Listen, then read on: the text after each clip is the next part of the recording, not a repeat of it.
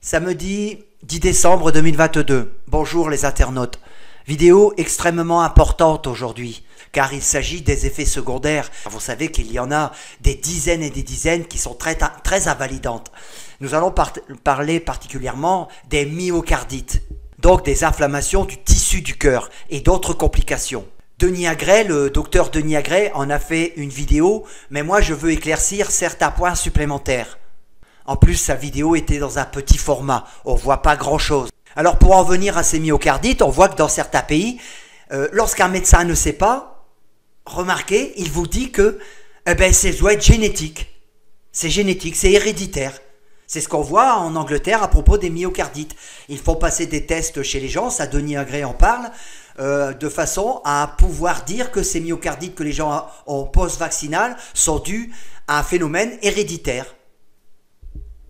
C'est ce qui a été dit au petit dans ma famille qui a 28 ans. Après sa vaccination, il a fait une espèce de myocardite. Et on lui a dit aussi que c'était héréditaire. Donc ça, on le sait, quand Atoubib est dépassé par les événements, c'est simple, pour lui, c'est génétique ou héréditaire. Alors revenons maintenant sur cette étude. Nous allons voir qu'il y a 2,8% de myocardites chez les gens qui ont vacciné 3 doses. Mais nous, on va s'intéresser aussi à ceux qui sont vaccinés 1 et 2 doses. Nous avons les chiffres très officiels de santé.gouv du gouvernement français. Nous avons Covid Tracker, vous avez à l'écran, première dose injectée, 54 613 915, personnes ayant reçu 3 doses, bien sûr à la date d'aujourd'hui, 37 664 864 doses, source Covid Tracker, ministère de la Santé. Vous pouvez le lire. On en revient sur l'étude officielle donc de Cardiologie Online, qui est un grand site international et national sur les spécialités cardiaques, donc qui sont une des références françaises. Il ne s'agit pas de complotistes, encore une fois, n'est-ce pas les fact-checkers? Cette étude s'intitule « Incidence non négligeable des myocardites après 3e dose de vaccin ARN messager anti-Covid-19 ». C'est clair et net dans le titre. Il n'y a rien de caché, car ils ne peuvent plus cacher aujourd'hui. Nous avons Guillaume Lepessec, Théom Pézel et Albert Aguège, qui est président du comité éditorial de Cardiologie Online de Nancy. Ils ont fait une étude chiffrée, nous verrons ça ensuite. Je vous lis l'essentiel. Il n'existait avant cette étude aucune donnée prospective sur les lésions myocardiques post-vaccinales lors de la vaccination par un vaccin ARN messager. Seuls les myocardites les plus graves hospitalisés ont été rapportés, touchant majoritairement les hommes de moins de 18 ans. Donc on le sait, c'est-à-dire que très peu de médecins et très peu de gens vont dénoncer ces effets secondaires de la vaccination. C'est pour ça qu'aujourd'hui, ces chiffres sont en train de grossir et d'exploser. Vous comprenez maintenant le pourquoi? Car c'est un chemin de croix pour déclarer ces effets secondaires. Ça dissuade les gens de le faire. Sauf ceux qui se retrouvent à l'hôpital. Mais nous verrons que faire une myocardite, c'est pas faire un rhume ni un Covid. Tout simple. C'est très grave, y compris dans les années à venir. Nous verrons ça sur une étude scientifique menée sur la mortalité et l'arythmie ventriculaire après des myocardites aigus et autres. Une étude tirée de PubMed, donc qui est la panacée. Je continue. L'incidence réelle des lésions myocardites post-vaccinales sont de 2,8% contre 0,035 de myocardites sur les études rétrospectives.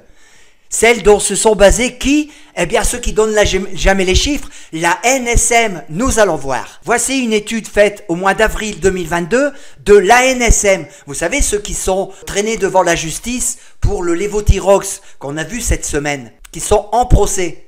Et c'est pas la première fois, ni la dernière. Probablement qu'à cause de cette Covid, ils vont y être dans les temps à venir. Alors l'ANSM dit le risque de myocardite et péricardite après la vaccination Covid-19 est confirmé, mais peu fréquente et d'évolution favorable. Ça c'était avant l'étude de Nancy, vous comprenez?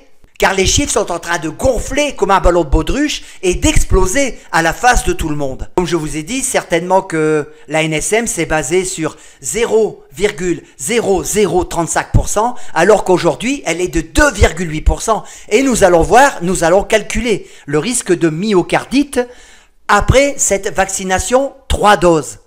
Alors, ils disent que les lésions myocardiques touchent plus les femmes, contrairement à ce qui est décrit dans des études précédentes. Pourquoi plus les femmes?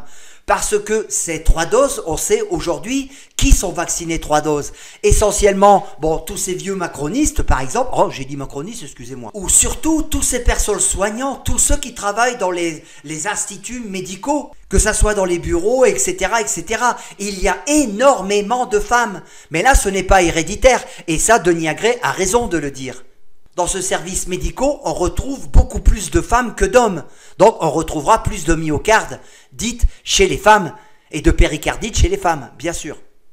Alors écoutez, c'est très important, écoutez ici, la possibilité de doses répétées de vaccins afin de maintenir la couverture vaccinale efficace doit mener à une grande prudence concernant de possibles lésions myocardiques à répétition et leurs impacts sur d'éventuelles complications cardiovasculaires. Vous voulez que je relise ?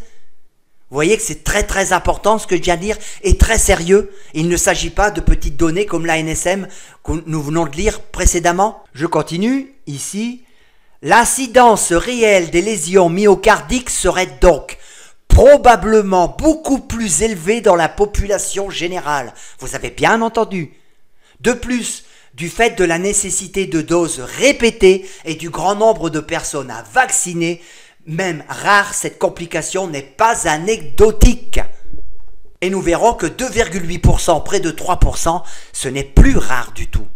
Alors, méthodologie et résultats. Cette étude était prospective monocentrique avec un bras contrôle. La population étudiée était composée d'employés du CHU de Basel en Suisse ayant reçu une dose de vaccin ARN Pfizer, BioNTech ou Moderna. Vous voyez, surtout dans le centre médical, pour ceux qui ont eu des doses. Donc il y a beaucoup plus de femmes. Ils ont pris 723 personnes quand même. Le critère de jugement principal était la survenue d'une lésion myocardite définie par une élévation de la troponémie au-dessus de la norme, dosée à J3 post-vaccination. Donc bien après, juste après la vaccination. Ce qui lève le voile sur des accidents héréditaires ou aléatoires. Écoutez bien, en cas d'élévation, un nouveau dosage était réalisé à J4, J+4, avec possibilité de réaliser de plus amples explorations cardiologiques. De plus, les patients présentant des lésions myocardiques étaient contre-indiqués à l'effort, et ce jusqu'à la décroissance de la troponémie. Dans tous les cas, le suivi était poursuivi jusqu'à J+30. Je vous mettrai le lien, vous pourrez lire l'article complet. Au total, 835 patients ont été inclus, donc c'est conséquent quand même, dont 777 ayant bénéficié du dosage de troponémie à J+3. Parmi ces patients, 40 avaient une troponémie augmentée. Chez 18 d'entre eux, il a été identifié d'autres causes que les vaccins pouvant expliquer l'élévation de troponémie. Et chez les 22 restants, aucune autre cause que le vaccin était mis en cause. La population étudiée était majoritairement composée de femmes, 69%. La moyenne d'âge était de 37 ans et les patients recevant très majoritairement leur 3e dose, 92%. Moins de 2% d'entre eux étaient des antécédents cardiovasculaires. Et vous voyez le résultat à l'écran. Les résultats de l'étude retrouvent que 2,8% de la population vaccinée représentait des lésions myocardites, 3,7% chez les femmes et 0,8% chez les hommes. Vous avez le graphique à l'écran. Pourquoi? Parce que dans le service médical, il y a beaucoup plus de femmes. Vous avez vu 70% de femmes. Mais on peut considérer que c'est 50-50, hommes et femmes, dans la population générale. Je vous lis une partie de la conclusion. L'incidence des lésions myocardites est de 2,8%, soit 800 fois supérieure à l'incidence habituelle des myocardites. Je relis, est de 2,8%, soit 800 fois supérieure à l'incidence habituelle des myocardites. Elle survient majoritairement chez les femmes, contrairement aux myocardites virales habituelles. Vous avez vu pourquoi les femmes. Aucun masse n'a été rapporté dans la population étudiée à 30 jours. Néanmoins, du fait de la réalisation de doses répétées, il est intéressant de se demander si cela ne pourrait pas entraîner des séquelles à long terme, insuffisance cardiaque, arythmie. Pour cela, un essai randomisé avec un suivi long au cours serait nécessaire. Ces médecins mettent en garde pour l'avenir des gens qui ont fait des myocardites soi-disant banales. Maintenant, nous avons Covid Tracker. Vous avez ces sources officielles, ministère de la Santé. Je ne raconte pas de bêtises. Ces chiffres, comme vous le voyez, viennent bien de sources officielles. J'ai vu dans la façon Denis Agré à calculer ce chiffre. Bon, je suis pas tout à fait d'accord avec. C'est que lorsqu'on dit qu'il y a 2,8% qui ont fait des myocardites, c'est par rapport au nombre total de personnes. Et parmi ce nombre de plusieurs centaines, comme on a vu, 2,8% ont fait des myocardites, des affections au cœur. Mais parmi ces 2,8%, donc si vous voulez, ces 2,8% sont composés de tous les vaccinés, de tout le panel de vaccinés. Une dose, 2 doses et 3 doses. Mais par contre, nous savons, l'étude dit qu'il y a 92% des triples dosés dans cette étude. Donc plus il y a de doses, plus il y a de cas de myocardite. Ce qui veut dire qu'à partir du maximum de premières doses injectées, donc du nombre cumulé de personnes ayant reçu au moins une dose de vaccin, c'est-à-dire tous les Français, c'est-à-dire 54 613 915, il y aura 2,8% de myocardite. De cette façon, mon calcul sera le reflet exact de la publication scientifique émanant du CHU ou l'IHU ou je sais pas quoi de Nancy. Denis a pris les triples vaccinés et en a tiré 2,8%. Non, c'est pas ça, il faut prendre les 54 millions. Alors vous avez affiché la calculatrice, 54 613 915 multiplié par 2,8%, ça fait qu'il y a plus d'1,5 million de personnes qui ont fait une infection au cœur, genre myocardite. Maintenant, parmi ces 1,5 million, on peut calculer, comme le dit la publication de Nancy, les 92% qui étaient triple dosés. Ce chiffre total de myocardite, je le multiplie bien par 92%, ce qui me fait, nous avons le chiffre exact de 1 400 000 myocardites chez les triples dosés. Vous avez compris que maintenant, les 8% qu'il reste dans les une ou deux doses, vaccinés une ou deux doses, est inférieur. Donc, ça prouve bien que plus les doses sont répétées, plus il y a danger de faire une attaque au cœur. Je soustrais donc, moi, 1 529 189.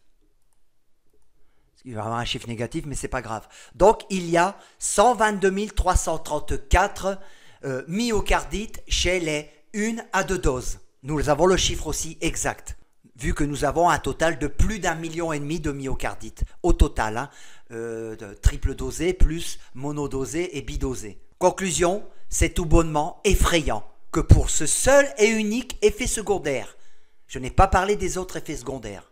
Maintenant, voici sur PubMed, voilà, qui est quand même National Library of Medicine. Pour ceux qui minimiseraient les myocardites, car on sait que c'est très très grave, une myocardite, vaut mieux choper un Covid, vaut mieux choper une autre maladie qu'une myocardite, je peux vous le dire. Je préfère me casser une jambe qu'avoir une myocardite, ou les deux jambes. Car même dans les télés, vous voyez, ils essayent de banaliser une myocardite qui est gravissime quand même. Il s'agit quand même de l'inflammation du tissu du cœur, qui est un muscle anastamosé, qui est différent des autres muscles. Alors cette étude, faite au Danemark, mortalité et arythmie ventriculaire après une myocardite aiguë, une étude de suivi basée sur un registre national. Cette étude est très fiable, elle a duré 16 ans. Cette étude a été basée sur les risques cardiovasculaires dans les 90 jours, donc les 3 mois qui ont suivi cette myocardite. Et ses complications, comme l'arythmie ventriculaire, la tachycardie ventriculaire, la fibrillation ventriculaire, l'insuffisance cardiaque, etc. Donc toutes causes confondues cardiaques. Donc dans cette étude, il y a eu 2523 patients hospitalisés pour myocardite qui étaient inclus dans cette étude. L'âge médian était de 48 ans et 67,7% étaient des hommes. Donc vous voyez que dans la population générale, on voit peut-être que l'homme est peut-être un peu plus touché même que les femmes, parce que les femmes sont en plus grosse concentration dans les services médicaux. Alors là où c'est important pour évaluer justement le degré de morbidité des myocardites, car ça n'est pas anodin, alors ils disent le fardeau de la comorbidité était plus prononcé chez les patients atteints de myocardite que chez les témoins, c'est-à-dire ceux qui ont été hospitalisés pour myocardite, qui avaient déjà eu des antécédents de myocardite, ont un facteur de décès beaucoup plus important qu'un lambda qui serait arrivé pour une première fois du myocardite. Ce chiffre est de 4,9%, donc quasiment 5% de ces personnes qui ont été hospitalisées pour myocardite et qui avaient déjà fait une myocardite, 5% d'entre eux sont décédés, alors que 0,3% chez les primo-infectés d'une myocardite, si vous voulez. Donc vous en déduisez que si vous prenez 5%, vous le divisez par 0,3, vous allez avoir un facteur de plusieurs dizaines de fois supérieur de pouvoir décéder de cette myocardite. Des dizaines de fois plus de chances de décéder.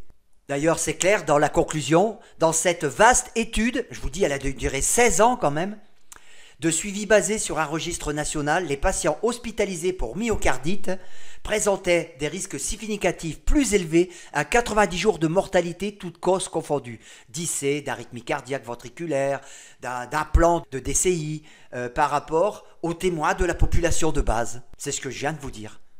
Je vous mettrai le lien, vous avez ici toutes les figures, hein, bien entendu, de cette étude. Donc voilà, apparemment, on peut dire maintenant, si la NSM ne nous donne pas les chiffres, ben moi je peux vous dire qu'il y a environ plus d'1 500 000 personnes qui ont fait une attaque au cœur myocardite post-vaccinale, due à la vaccination. Les chiffres sont donc un langage, ne doivent pas être ignorés. Et regardez en bas de l'étude, qu'est-ce que je viens de trouver de cette étude de Cardio Online. Comme par hasard, nous voyons afficher Sanofi. Et souvenez-vous de Sanofi, on lui a barré le passage pour la vaccination, pour ses vaccins. Souvenez-vous, ben, c'est peut-être une petite revanche, car en tous les cas, ce compte-rendu de l'ESC 2022 vous est proposé avec le soutien institutionnel de Amara et Sanofi. Au revoir, messieurs, dames. Méditez en tous les cas.